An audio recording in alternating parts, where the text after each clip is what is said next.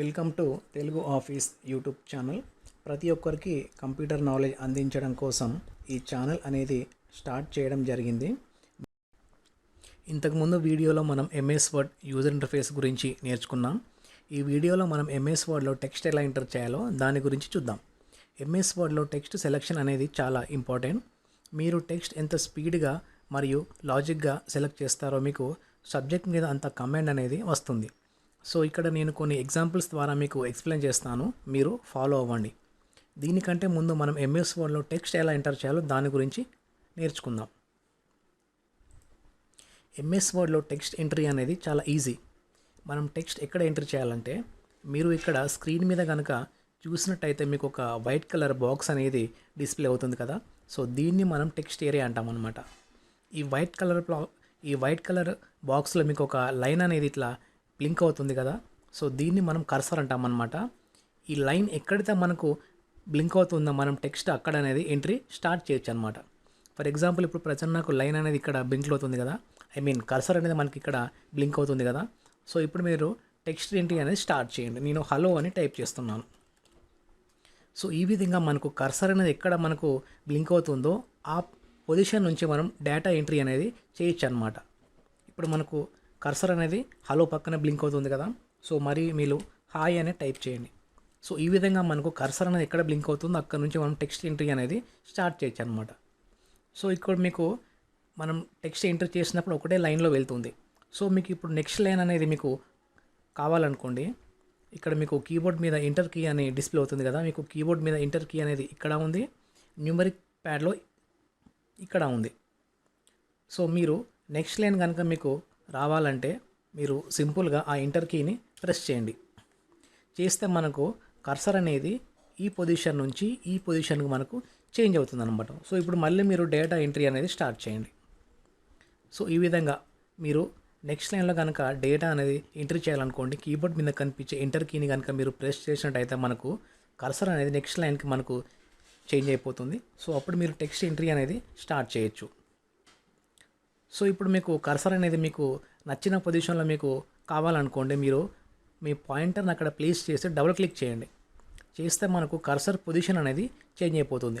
For example నాకు data అనేది ఇక్కడ నుంచి ఇక్కడ ఎంట్రీ కావాలనుకోండి, ఇక్కడ మీరు మీ మౌస్ పాయింటర్ని కనుక ప్లేస్ చేసి డబుల్ క్లిక్ చేయండి, ఆటోమేటిక్గా మీకు కర్సర్ అనేది పొజిషన్ అక్కడికి చేంజ్ అయిపోతుంది. సో ఇప్పుడు మీరు డేటా ఎంట్రీ అనేది స్టార్ట్ చేయండి.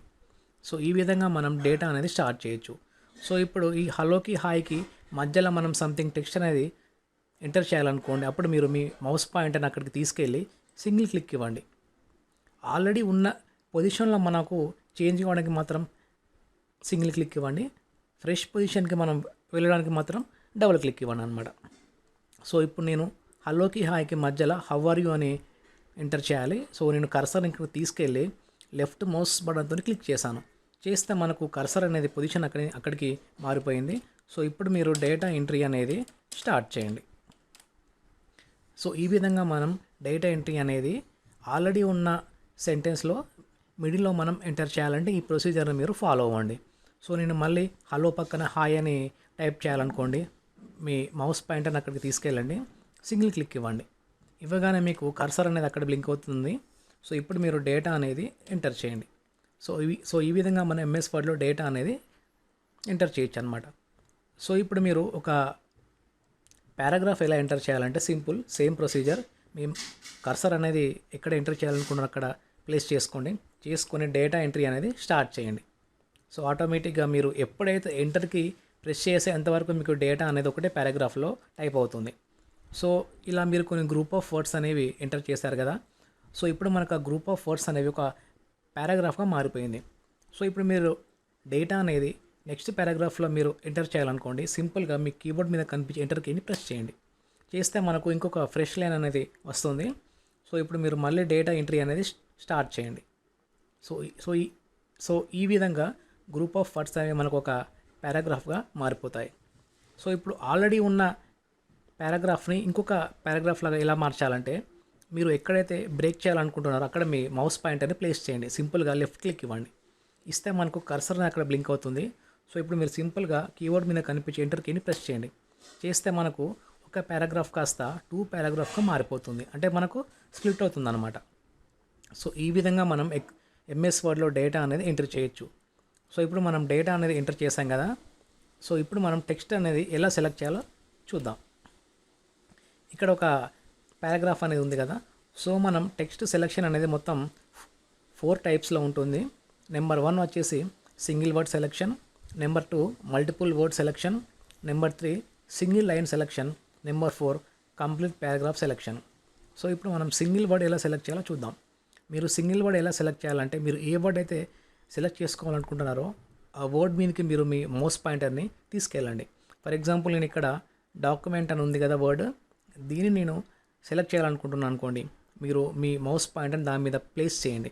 ప్లేస్ చేసి లెఫ్ట్ మౌస్ బటన్తో డబుల్ క్లిక్ చేయండి. చేస్తే మనకు ఆ వర్డ్ అనేది సెలెక్ట్ అయిపోతుంది.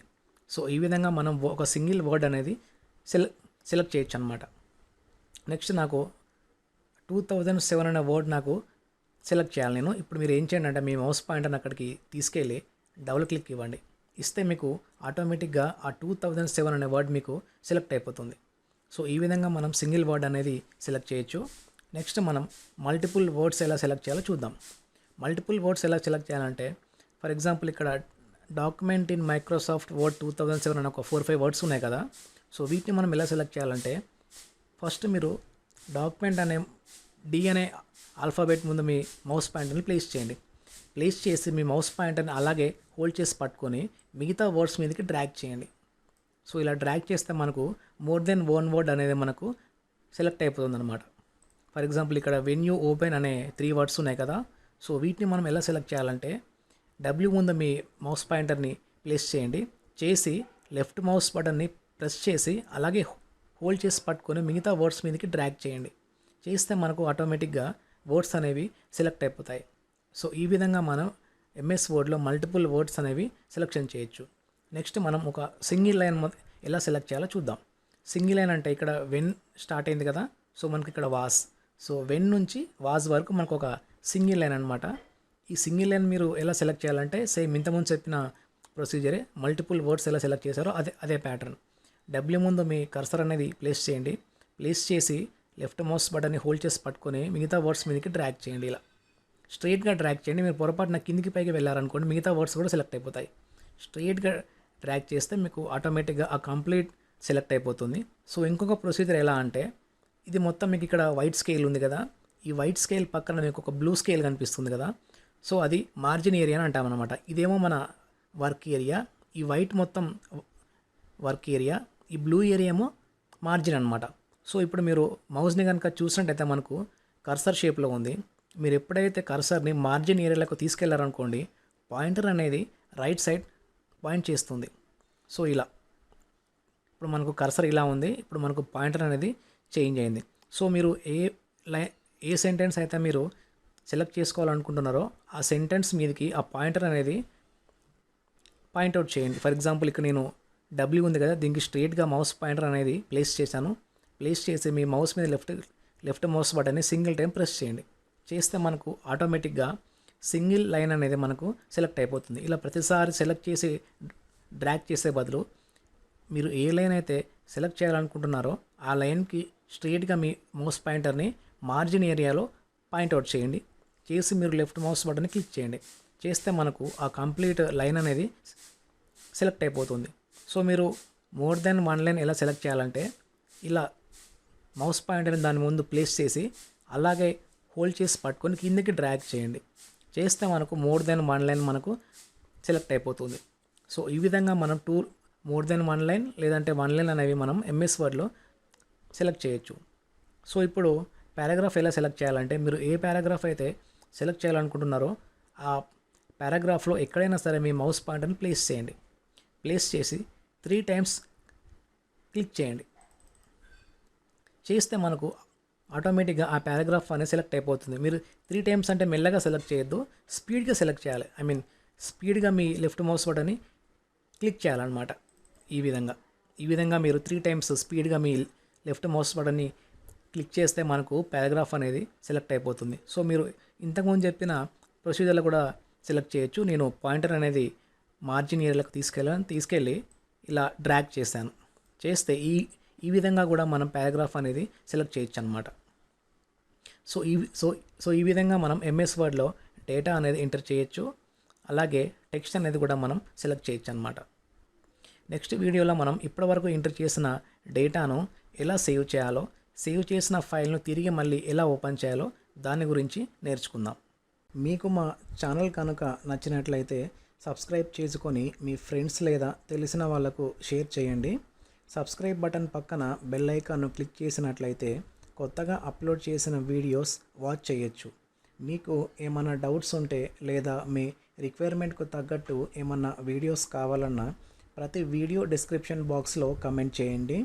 మేము ఆ వీడియోస్ అనేవి అప్లోడ్ చేసి మీకు రిప్లైలో వీడియో లింక్ అనేది సబ్మిట్ చేస్తాం.